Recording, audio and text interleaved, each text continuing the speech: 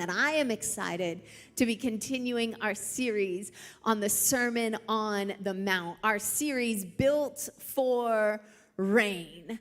I want to remind you as we step into it this morning that this is not just a collection of scriptures, but this particular passage that we are walking through is a sermon that Jesus preached to people, meaning he is building a thought towards an end. He has a specific message that he is getting into the people that he is talking to.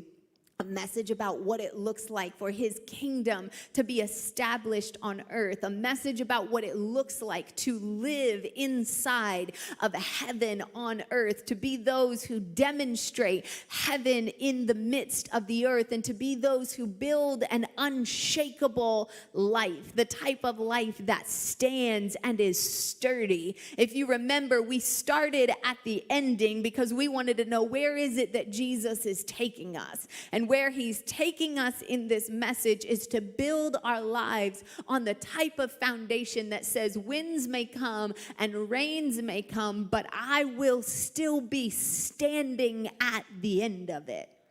And so we started his message talking about who we are. Talking about the position and the posture that we live our lives from. And then he talked his message into where it is that we are to go. That we are to go into all the earth. That we are to go into all the world. And the next stage that he begins to move into is the behaviors of the life of this new kingdom people, the behaviors that we live from. I think it's interesting that Jesus talks about our going before he talks about our behaving. I think it's interesting that Jesus talks about our position in him before he talks about our behaving. So often we want to talk about our behaving before we talk about our being. We want to talk about our behaving before we want to talk about our going. Probably said more rightly, we want to talk about our neighbors behaving before we talk about their being. We want to talk about our neighbors behaving before we talk about their going. But before Jesus talks about our behaving, he talks to us about our being, and he talks to us about our going. And as he's building his way to his point in his message, he says, now that we've established your being and now that we've established your going, let's talk a little bit about your behaving. Now, for his original audience, it would have been quite clear where they got their instructions for behaving on. For Jewish listeners of the time, it would have been clear to everyone listening to Jesus that the outlines for our behaving come to us from the covenant law, from the laws of Moses, that Moses went up on a mountain and came down with instructions given to him from God himself on how it is we are to behave. That this law created the ordinances for almost every part of their existence and their life. It gave them instructions on the way they were to ceremonially behave when they entered into the presence of God. It gave them instructions for how they were to civilly behave amongst one another and organize their society. And it gave them instructions on how they were to morally behave in the things that they considered right and wrong as given to them by God. This is the law of Moses, and it is the covenant that God had established with his people. But I want to remind you that Moses went up on a mountain to receive that law. And when Matthew records this message for us, he reminds us that Jesus went up on a mountain to give this message, intentionally drawing for us the parallel that Jesus is the new, better Moses, that Jesus is coming to bring something that is going to be a fulfillment of what Moses has already commanded. So before we jump into Matthew today, I want us to roll back to the book of Jeremiah. Jeremiah was both a priest and a prophet in the Old Testament. Jeremiah came long after the Mosaic law was given and spoke to the people on behalf of God of things that were yet to come. And Jeremiah chapter 31, starting in verse 31, reads like this. It says, "Look, the days are coming." This is the Lord's declaration. Come on, it means something when the Lord declares a thing. And it says, "When I will make a new covenant with the house of Israel." Anytime you see covenant, you can also think law. God's Mosaic law was his covenant with his people. "I will make a new covenant with the house of Israel and with the house of Judah. And this one will not be like the covenant I made with their ancestors on the day that I took them by the hand and led them out of the land of Egypt. My covenant that they broke, even though I am their master," the Lord's declaration. "Instead, this is the covenant I will make with the house of Israel after those days," the Lord's declaration. "I will put my teaching within them, and I will write it on their hearts." Say, on their hearts. "I will be their God, and they will be my people." Jeremiah is speaking of a day that is yet to come. Jeremiah is sitting in one moment, and he is looking into what will yet come through the empowerment of God. And he's saying, right now we live by a law, by a covenant with God that is written on stones and that is written on tablets. This is our covenant, but God is declaring through Jeremiah that this is not the finished work, that these tablets of stone, this law that is written externally from you to be looked at on the outside, is not the finished thing. It's not the completed thing. It's not the already. I don't want you to get so stuck in the way things are right now that you think it's the only thing that God has planned. In fact, I want you to know as part of this covenant that there is another iteration that is yet to come, that you should be looking, you should be waiting, you should be paying attention, for there will one day be a covenant that I plan that is not on the outside written on tablets of stone, but rather comes on the inside of you and is a transforming of the heart. It's a covenant that will be written on flesh. It's a law and an abiding covenant that will go into my people, and they will be my people who respond to that covenant of flesh. This is the covenant that will yet be established, the one that is yet to come, not just the covenant written on stone, but the covenant written on hearts.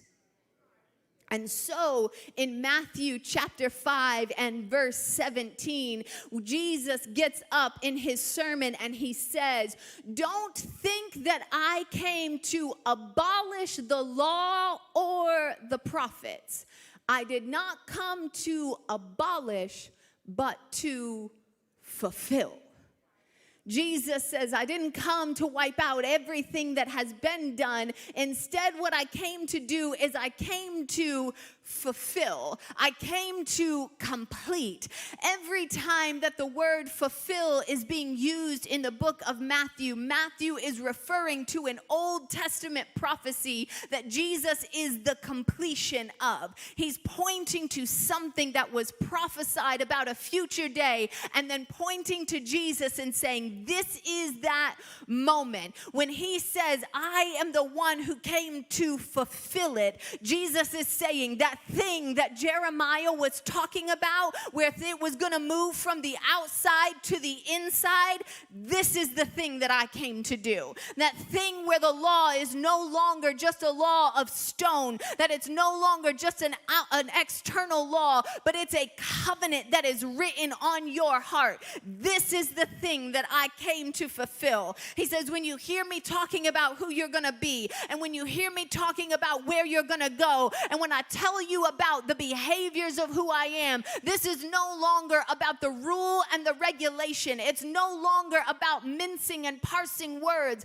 It's no longer about what's written on the external thing. It's about me giving you a heart transplant on the inside that says, I am changing my people, and I am writing something on the inside part of who you are. And that is now my covenant, that this is the fulfillment. When you see Jesus, you know that that thing that Jeremiah was speaking to has now entered into the situation. Jesus has entered the chat, and it has changed the situation from here on out. That it's no longer the rules, it's no longer the regulations, it's no longer Moses' tablets of stone. They served their purpose, and they had their reason, and they were God's intended covenant. But Jesus came to fulfill them and to expand the meaning of them, to expand and to broaden our understanding of what it means to be kingdom people, to bring heaven on earth. Jesus said, I want to walk you into a whole new type of behavior. My kids have entered this stage of life where the specificity of words is incredibly important to them. They are masters at remembering the detail of exactly what you said. It goes something like this. I walk into a room. Why are you eating candy? I said no candy. The response that I receive is, you said no candy from the candy basket. This candy wasn't in the candy basket. This candy was in our backpack. And you're like, it feels like you knew that what I meant was not specific to the candy basket. It feels like you understood that the heart of the matter had to do with the candy and not its location. And they're like, you said the candy basket. We thought that meant but this is the problem with law. This is the problem with rules that are written on the outside and not written on our heart. Is that we're looking for the specificity of the language. It's like, God, you said, I cannot have sex with anybody who is not my spouse. But my OnlyFans account is not me having sex with anybody who's not my spouse. And God's like, oh, y'all thought I didn't know about that? God's like, it feels like you understood when I said that OnlyFans account was part of the heart of the matter of what I was talking about. It feels like you knew that the basket was not the issue, but that the candy was the issue. You're like, God, you said we cannot murder anybody, and I have not murdered anybody. But everybody who crosses me off in traffic is definitely getting flipped off. And God's like, it feels like you understood that might not be the heart of the matter. And so what Jesus begins to do is he takes 6 statements that are from their Mosaic law, that are from the Old Testament law, and he uses them as examples to say to the people of God, I am raising the standard for you. I am expanding and broadening what it means to be my people. I am stretching out because I don't want to get into mincing and parsing words with you. I'm not interested in detailing every single thing with you anymore. I'm not interested in writing out every single line and possibility. What I'm interested in is getting your heart in a posture that says the heart of the matter is that I would live a life pleasing to you.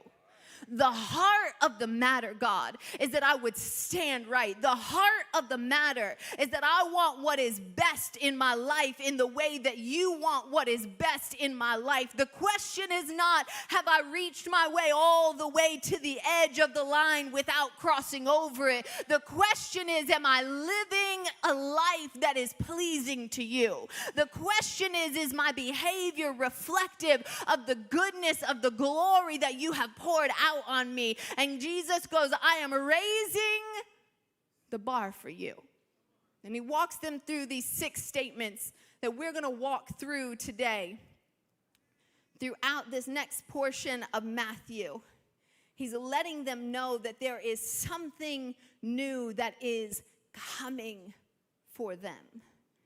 And he begins to stretch it out.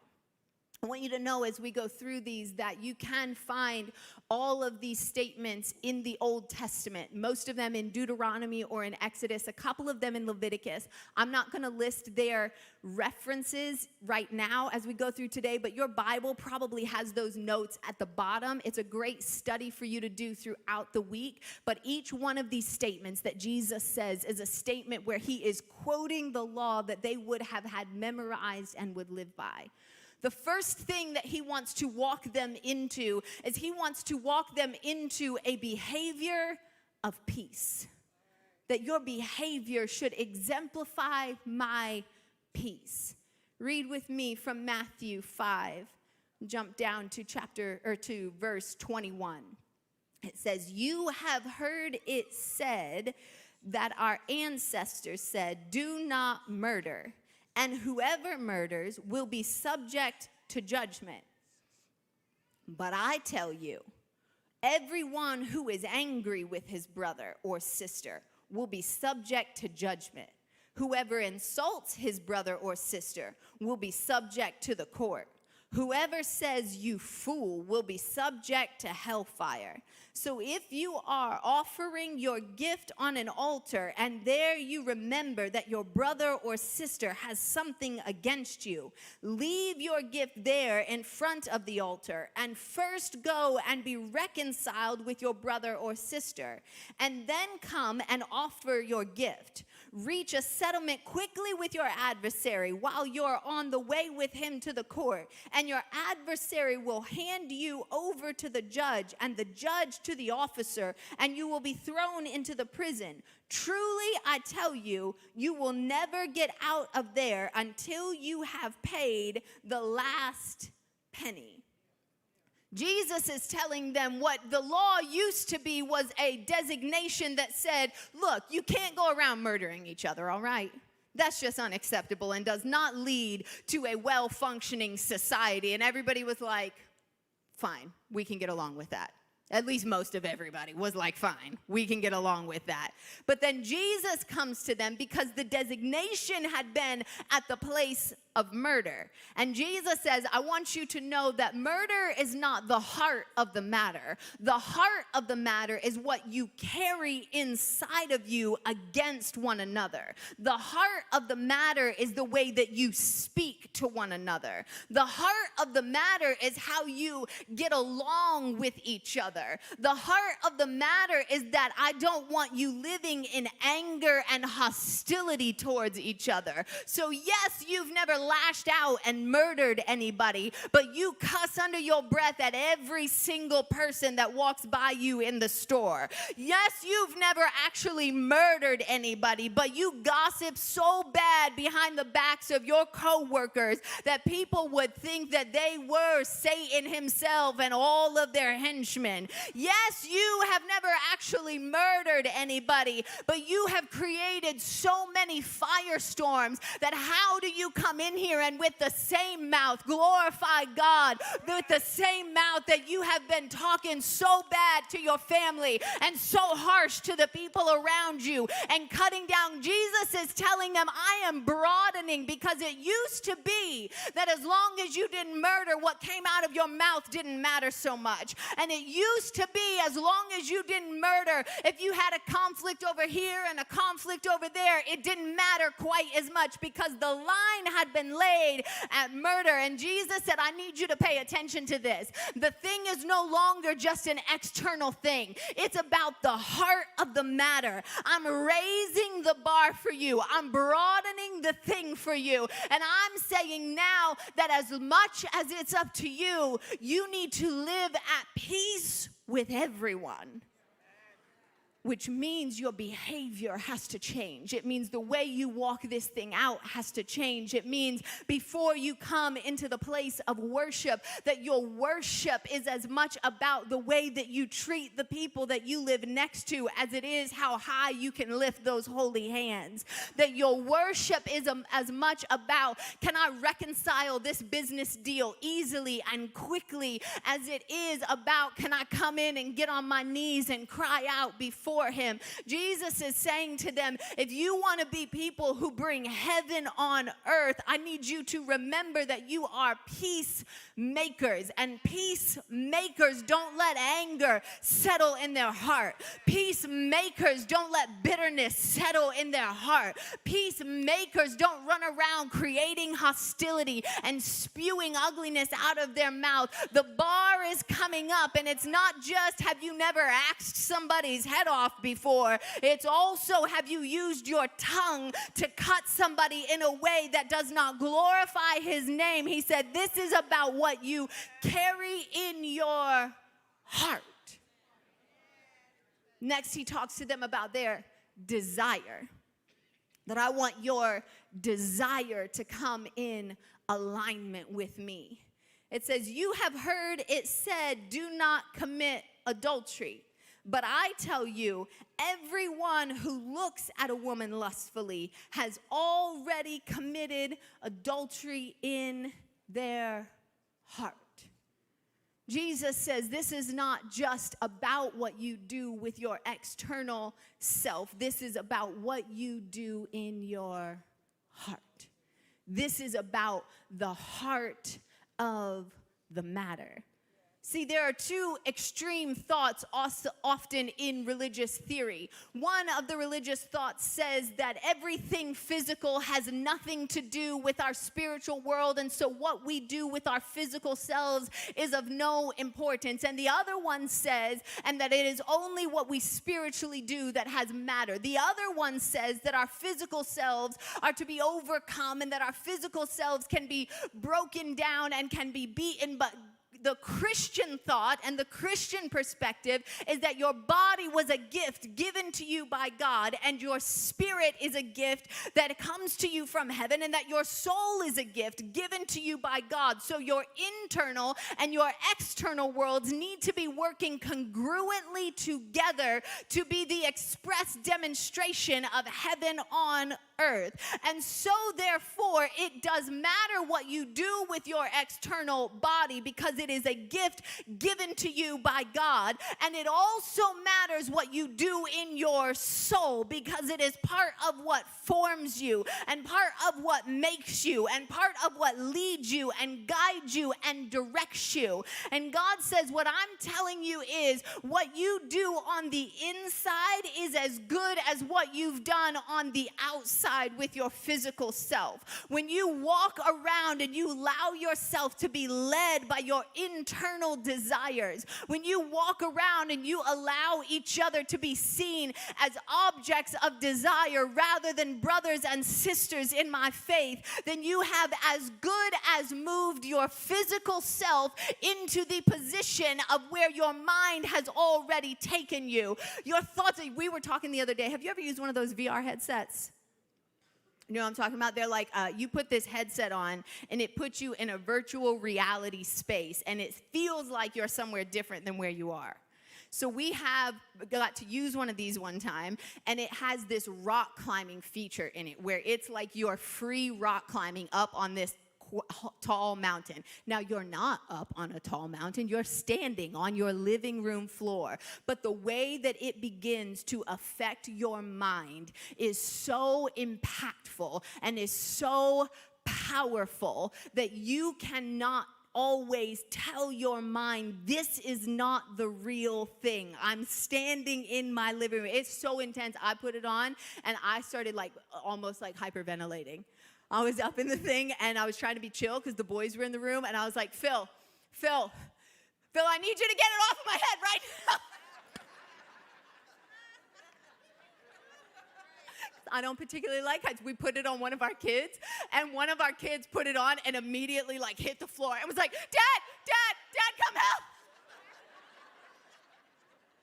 It's a really fun afternoon.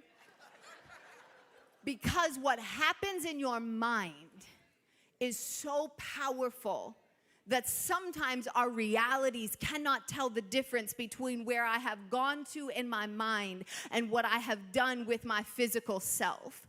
And so Jesus says to them, I'm raising the bar, I'm expanding the meaning. I need this to not just be about what's written on stone. I need your desires to not just be what is and isn't acted out. I need your desires to be coming from a heart posture, to be moved from the inside out. Next thing he talks to them about is he says the behaviors of kingdom people have a lot to do with commitment. Verse 5:31 through 32 says, it was also said, whoever divorces his wife must give her a written notice of divorce. But I tell you that everyone who divorces his wife, except in the case of sexual immorality, causes her to commit adultery. And whoever marries a divorced woman commits adultery. Now this is a heavy topic.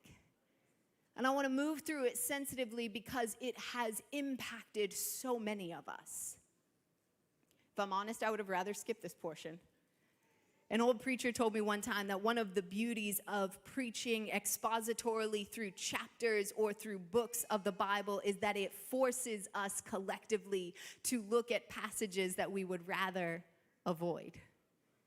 And when we move through, we cannot skip over the fact that Jesus says our commitment means something.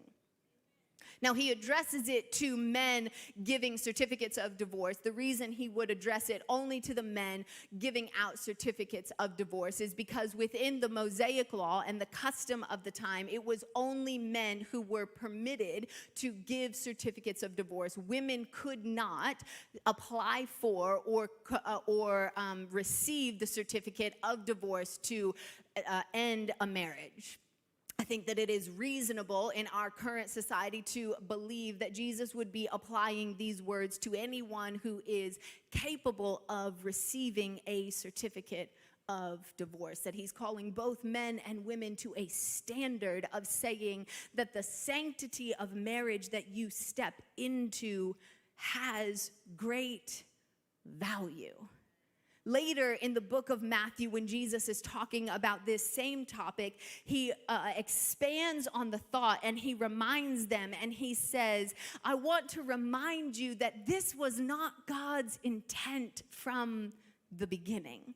That God's intent from the beginning was that a man and a woman would come together in a holy covenant relationship and that they would continue in partnership together, that there would be no need for separation. But then he says, but it's because of the hardness of our hearts that Moses gave a concession. That there is a concession that is made. I think that God is kind to us in the way that he recognizes that there are times that our hearts are too hard, that the situations become too broken and too brittle, that it becomes to a point where it is so untenable that either one or the other of the people are not able to conform to the way that God. Every time we come to a place of divorce, it causes great pain, it causes great hurt, it causes great tearing and great separation, and God's going, this was not my plan for you. My plan for you was never for this pain and for this tearing and for this separation. My plan for you was to enjoy the bonding connection that comes through a sanctified marriage. Yet I see that there are moments where that becomes untenable. And so Jesus is calling them up because what had begun to happen is that men would go and would receive certificates of divorce for all kinds of reasons. They would go up to the high priest, and basically what was beginning to happen was that there was no standard that was being upheld. There was no calling up that was being upheld. Instead, as long as they could find a reason written in the law, as long as they could find something legal enough, as long as we could figure out that this wasn't in the basket, it was in the backpack, then we could write up the paperwork and make sure our I's were dotted and our T's were crossed. And as long as everything was legal, then it was acceptable. And Jesus says it's not just that this is legal and it's not just that this is acceptable. I'm calling you to something of the heart. I'm calling you to something that comes from the inside. I'm calling you up to a new place that says that there are ways that we can conform to who He has called us to be and see this thing all the way through to the other side. And let's not just blow it off like it's on the people of the Old Testament and these men who would go and get certificates of divorce. There are many of us today who find reason. I've spent a lot of time around Christians, and Christians are really good at this. We'll take, for example, the passage before this, and we'll go, well, Jesus, you said that anyone who looks is the same as adultery. And then we go, well, I caught her text messaging with her old boyfriend, and so, Jesus, you said that that's the same as adultery. Therefore, I have my out. And Jesus is like, yeah, that's not exactly what I was going for. The question for Jesus is not, do you have an out? The question for Jesus is, can you stay? Can you make it still? Can you see your way to the other side of this still? The question is not, do I have a valid reason to get my out? Sometimes we're looking for our out so fast that we can't find our in, when God is saying, I'm trying to raise the standard and I'm trying to expand the purpose here. I'm trying to transform your hearts, and I'm not asking you, do you have a valid out? You might have a valid out. I'm asking you, is there a possibility to stay? And He's raising the standard. Yes. Of course, there are times where your safety is a concern. Of course, there are times where it takes two to push into this thing. And it's the goodness of God that in the heartbreak, that in walking through divorce, that He walks with us through the darkest valley, that in the midst of that, there is hope for you on the other side. Yes, He is the God that sees us through, but Jesus is reminding them the same that He's reminding us, that this was not my original intent. My best for you is that you would soften your hearts, that you would be transformed into me, that you would be transformed into my likeness in such a way that your commitment becomes the marking of who my people are. And then He goes, I want to talk to you about the truth of the words that you speak, that my people are marked by truth. Matthew 5:33 says, again, you have heard that it was said to our ancestors, you must not break your oath, but you must keep your oaths to the Lord. But I tell you, don't take an oath at all. Jump to verse 37, just for sake of time. It says, but let your yes mean yes, and your no mean no. Anything more than this is from the evil one. Jesus goes that your words should mean something. See, there was a practice of, if I'm making a commitment, if I'm going into an agreement with you, then I would swear an oath by my ancestors, or I would swear an oath by the God that I serve, or I would swear an oath by a family member. And Jesus is saying to them, you shouldn't have to swear an oath by anything in heaven or by anything on earth, because it is a marker of my people that the truth of your words is so sincere that your yes simply means yes and your no simply means no. That there are no additional, you don't have to say, I swear on my mama's grave. Because I know that your word is so good that if you said it, that means that it's true. If you said it's going to be done in a certain timeline, it's going to be done in a certain timeline. If you said you're showing up at a certain place and a certain time, I know you're showing up at a certain place at a certain time. But some of us have become so wishy-washy in the way and the value of our words that we say one thing one day and then we change our words to mean another thing another day. Some days we're in and some days we're out. Some days we're coming and some days we're not. You know, you have that person in your life that they're like, I'll be there on Friday. See you there. And it's Friday afternoon and you're like, you want to take bets on if they're coming or not? $5 up or down whether or not they actually show up tonight. Because you know that their word does not mean anything. It could be a number of reasons and things, but it's always something because the truth of their word has lost its value and has lost its potency. And here's the thing is that if God has given for us to be his declarers of his name in the earth, if God has given for us to be those who go and proclaim the gospel truth, then our words need to have a certain weight to them. Our words need to have a certain value to them. There needs to be a certain assuredness about the words that we carry and the words that we speak. And so Jesus says, don't make an oath on this or make an oath on that. Speak plainly. Speak in a way that I know that when you say it, it's going to be done. That when you tell me something, I believe that it's the earnest truth. That I don't have to wonder if your compliments are sincere to me. That I don't have to wonder if when you say you're in, you're really in. Because I know that you don't have a habit of committing to things that you're not truly in on. That I don't have to wonder if you say you're showing up, whether or not you're going to show up on night. Don't leave your planning center on question mark, letting your team leader sweat all week long. You're a crew member who says, I committed to being here. I committed to being part of the team, and I'm responding that I'm going to be there on time. All the volunteer team leaders are clapping their hands because I hear them when they're like, I hope these people are showing up. Everybody's left me on question mark in my scheduling app. Let your yes mean yes, and your no mean no. And then he says, I want to talk to you about justice. My people are people of my justice, not their justice. Verse 38, it says, you have heard that it was said, an eye for an eye and a tooth for a tooth. But I tell you, don't resist, or some translations might say retaliate, an evildoer. On the contrary, if anyone slaps you on your right cheek, turn the other to him also.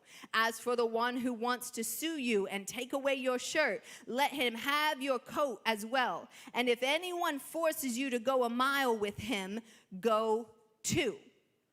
Give to the one who asks you, and don't turn away from the one who wants to borrow from you. Now, when the Mosaic Law came out, it was actually in many ways revolutionary that God implemented a law that said the punishment is equal to the crime. That if there is an eye, take an eye. If there is a hand, take a hand. If there is a tooth, take a tooth. Because it was not uncommon in the surrounding groups, in the surrounding tribes and peoples of the time, that someone who was inflicted could retaliate with a response that was even greater to what they lost for the sake that they had been the wounded party. And God, when he implemented the Mosaic Law, said, for my people, we're going to bring that down a level. And it's just going to be equal to what we've done. But then when Jesus comes and says, this is actually not about what's on the tablets, it's about what's on your hearts. He's reminding them that you are not the one who seeks justice on your own behalf. You are not the one who has to fight for you. You don't need to retaliate to everything that's gone wrong for you. You don't need to strike back every time you're struck at. Instead, why don't you see if there's a little bit more that you can give? It was practice when he talks about the second mile. They were under Roman occupancy, and so it was practice of the time that a Roman soldier could at any time take any Jewish citizen and could require that citizen to carry their pack and their shield and their garments and whatever else they were carrying for them. But the limitation was that they could only require them to carry it for up to 1 mile walking. And so Jesus says to them, if you find yourself in this embarrassing, difficult, heavy situation where someone has required you to carry what is not yours to carry but is theirs to carry, and you reach the mile marker, why don't you see if instead of saying, fine, I've made it just to the limit of what is required, that what is required is no longer the marker. What is in your heart is now the marker. And so instead of laying it down at where you must, carry it the second mile to be a demonstration of a God who sees justice as intricately connected to his mercy, as intricately connected to pouring out what you do not deserve anyway, as intricately connected to the grace of who he is. He says you don't have to worry about retaliating on every circumstance and every situation. Instead, why don't we see what we can bear without retaliation and trust that God will see us through to the other side, and trust that he is fighting for me, and trust that he is the one watching out for me, and trust that he is looking out for my back, and trust that he will make it all right in the end. And then he tells them, I want to talk to you about love. Starting in verse 43, he says, you have heard that it was said, love your neighbor and hate your enemy. But I tell you to love your enemies and pray for those who persecute you. I'm sorry, Jesus, what? Now, what's probably even more important to understand is that the understanding of neighbor at the time would have to do with the people who were like you. The people who were part of your group of people, the people who were part of your community. It's why when Jesus tells his parable, his story about the Good Samaritan, he chooses someone who is not of their group to put in the position of the one who obviously acts with love and acts as a neighborly support. And then he asks them the question, and which of these people acted like a neighbor? The obvious answer at the time would have been that the neighbor was the one who was of the same group as them. But Jesus positions the one who was the neighbor as someone who is outside of my group. And Jesus is saying to them, you have heard it said that you should love the people around you. And sometimes that seems like a hard enough task. But this is not just about what's on the tablets anymore. This is about what's on your heart. And I'm wanting to recreate in us a new heart and a fresh way of living. And when I recreate in us a fresh heart, it's not just about loving the people who vote like you vote. And it's not just about loving the people who were born in your generation. And it's not just about loving the people who are women like you or who are men like you. He's saying, no, I need you to love all of them. I want you to pray for them. I want you to care for them. I want you to bless those when they push against you. He's saying there is a marker for my people that is totally different. When somebody talks bad about you, you love them anyway. When someone tries to undercut you, you love them anyway. When someone decides differently than what you would have, you love them anyway. When someone moves in a different direction than you, you love them anyway. When someone builds something that looks opposite of how you think it should be built, you love them anyway. When people make good decisions, you love them anyway. When they make poor decisions, you love them anyway. When they talk about you, you love them anyway. Jesus is saying, I am raising the bar and I am broadening the meaning of this, because I don't just want you to love who is near you, and I don't just want you to love who is like you, and I don't just want you to love who agrees with you. I want you to love everyone that you encounter. I want you to love all of the people that you come across. And he says to them, you have heard it said, but I'm telling you, this is about your heart. You have heard it written on the stones, but I'm telling you, there's a new way of living. Jesus says our behaviors are coming up and they're broadening, because we're not just looking any longer for what's the word and what's the line and how do I slide out of this and how do I get just across the edge and can I come all the way up. It's a normal developmental stage for my kids to want to learn the precision of communication. It's a normal developmental stage for my kids to want to push up against the boundaries and find out what's going to happen. It was a necessary developmental stage for God's law to be laid out for us in specific words and in detail for us to learn line on line. And it is a necessary stage for us to wonder, where is the line in this? But I know when I'm talking to a baby Christian, timeline not relevant, perspective, when they're asking questions like, can I still get into heaven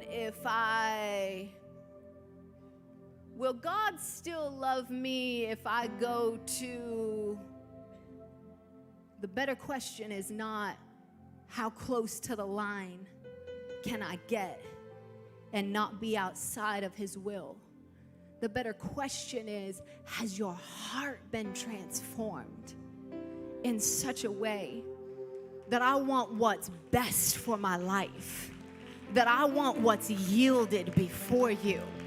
God, that I don't want to live my life finding detail and mincing words with you. I want to live my life with a heart that has been transformed before you, that says your way is better than my way. Your walk is better than my walk. Your desires are better than my desires. Your plans for me are better than my plans for me. God, walk me in your way everlasting. Walk me in your paths of righteousness. Create in me a new heart, oh God. Help me yield in myself everything that's not of you. Help me let down every way I try to falsely justify myself. Help me lay down every excuse I might come to. Help me let go of, God, every false trust that I hold on to. Help me let go of everything that creates a defense for myself, or everything that creates a safety net for myself, or everything that feels like if I don't stand up for me, no one's going to stand up for me, or if I don't show up in this space, no one else is going to show up in this space for me. God, instead, help me walk in a way that says that your way is so much better. God, transform my heart. Transform my heart to be pure before you. God, make us new in your eyes. Make us fresh before you, God. God, give us hearts of flesh. I thank you for the fulfillment of his law. I thank you that all things are made new in you, God. If you'll stand to your feet, I just want to pray that prayer over us. That, God, you would make in us hearts of flesh. That you would write your word on our hearts. That you would transform us from the inside out. That you would call us up and call us broader, Jesus. God, before we leave today, we want to lay some things before you. God, we want to find peace with you. We want our words to matter. We want our hearts to match your hearts, God. Let our desires be your fresh desires. Jesus, let our steps be your steps. I pray over your people today, God, that you would move us out of finding places of stone and move us into places of flesh. Holy is your name. Thank you, God. Holy Spirit, we know it's not through our power, but it's through your moving. Move in this place. Fill us in this place. Call your people higher, Jesus. We want to be pleasing before you. We want to bring heaven to earth, God.